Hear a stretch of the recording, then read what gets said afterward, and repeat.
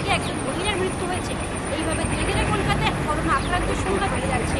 Kolkata medical college বা কলকাতা এই হাসপাতালে কীভাবে সাধারণ মানুষ এই বিষয়ে সচেতন রয়েছে বা কীভাবে এই বিষয়ে আগে থেকে পদক্ষেপ নিয়ে রেখেছে, হঠাৎ করে যদি বড় সিচুয়েশন চলছে তারা কীভাবে এই পিছনে লড়াই করবে, চলুন তাদের কাছে জেনে নেওয়া যাক এই বিষয়ে তারা কি বলছে।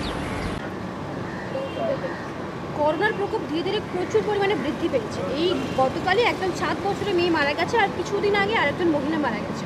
তো এই বিষয়ে আপনাদের কতটা সচেতন হয়েছে? একের পর এক যে করোনা বেড়ে যাচ্ছে, কিছু সচেতনতা কেমন হয়েছে আপনাদের? বেড়ে গেছে কি কমে গেছে আমরা কি বলবো, আগে যখন করোনা এসেছিল তখন থেকে মানুষ অনেক সচেতন এখন আছে। কি অনেক সচেতন করোনা দিয়ে বা শুধু করোনা কেন, যে কোনো ভাইরাসের কথা বললে মানুষ অনেক সচেতন।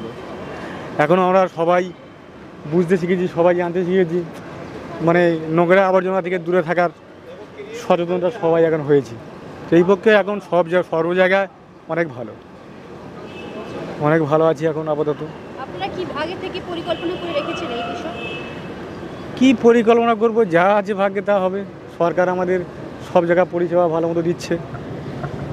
হসপিটালে একটা শিশু মারা গেল, একজন মহিলা মারা গেল, মানে করোনা খুব বাজেভাবে এখানে এখন আবার রূপ নিয়ে আসছে। সেটা হলে সেটা আমরা রাম মানুষ কি বুঝবো, সেটা যারা এই নিয়ে গবেষণা করছে, যারা বিশ্লেষণ করছে তারা ভালো জানে।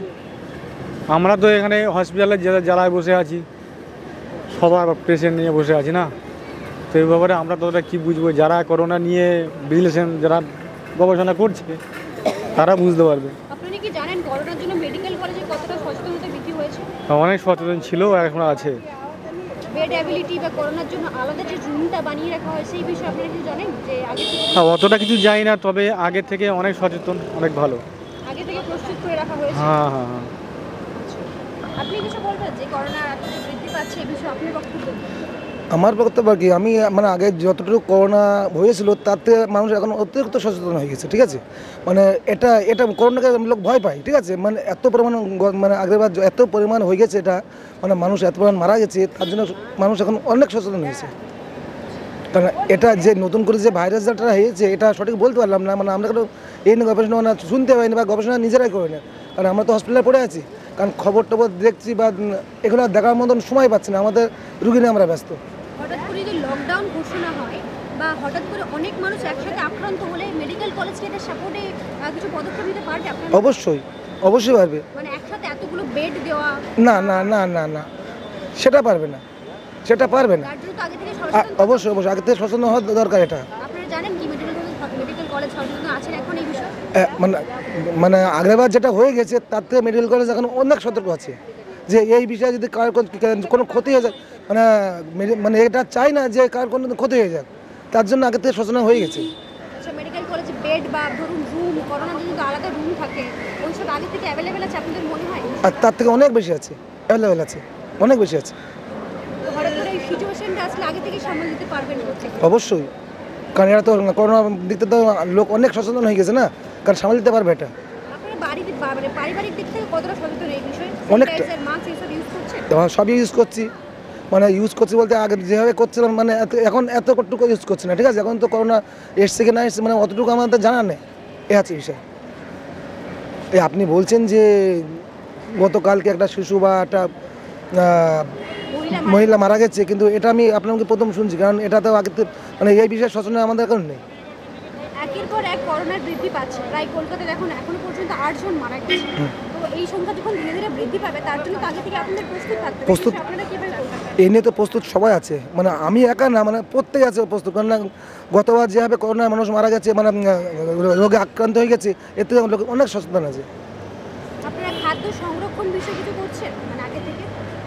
যদি লকডাউন করে যায় তো আপনাদের খাদ্য সমস্যা হতে পারে? খাদ্য সমস্যা তো হতে পারে না, সেটা আমাদের ঘরে আগে থেকে মানে মজবুত আছে, সেটা মজবুত আছে, কারণ আমরা তো চাষি ফ্যামিলি না, সেটা আমাদের মজবুত আছে। না, পেশাদার দিক থেকে আর মানসিক দিক থেকে আগে থেকেই প্রস্তুত? অনেক প্রস্তুত এই বিষয়ে অনেক সচেতন আছে।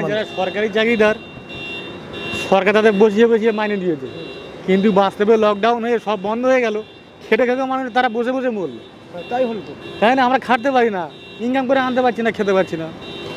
যারা সরকারি মানুষ সরকারি চাকরি করতে যায় না, ঘরে বসে মাইনে পেয়ে গেল, আর আমরা খাটতে যেতে পারছি না, খাওয়াটা করতে আসবো। লকডাউনে এরকম পরিস্থিতি হয়েছে না, ব্যাপারটা দেখো, সরকারি যারা চাকরিজীবী ছিল সবাই মাইনে পেয়েছে, বেশিও পেয়েছে, কিন্তু সাধারণ মানুষ যারা 500 টাকা রোজ খাটে তারা কয়েক মাস তো বসেছিল, তারা কোথায় খাবে? তুমি যারা তার জন্য আগে থেকে সচেতন থাকতে হবে। সচেতনতা তার জন্য থাকবো, তো আমরা 500 টাকা খেটে নিয়ে আসছি, আমাদের 400 টাকা খরচা আছে সংসারে, অবশ্যই তা কোথ দিয়ে আমরা টাকাটা রেডি করবো? সমস্যা হয়ে যায়। এইরকম সমস্যা জায়গা না। সাধারণ মানুষের মতে তারা আগে থেকেই প্রস্তুত রয়েছে এই করোনার জন্য, কারণ আগে যে ঘটনাটা ঘটেছিল তার জন্য মানুষ এখন অনেকটাই সচেতন। হঠাৎ করে যদি কোনো এমন পরিস্থিতি চলে আসে তাহলে সাধারণ মানুষ আগে থেকেই প্রস্তুত রয়েছে, সেইভাবে যেভাবে করোনা আগে প্রকোপ ফেলেছিল সেই প্রকোপ এখন আর দেখা যাবে না বলেই তাদের দাবি তারা আগে থেকেই মানসিক দিক থেকে এবং পেশাদার দিক থেকে প্রস্তুত হয়ে রয়েছে। ক্যামেরায় শুভজিতের সাথে আমি আশা, নিউজ জীবনাই, কলকাতা। आप देख रहे हैं न्यूज़ UNI।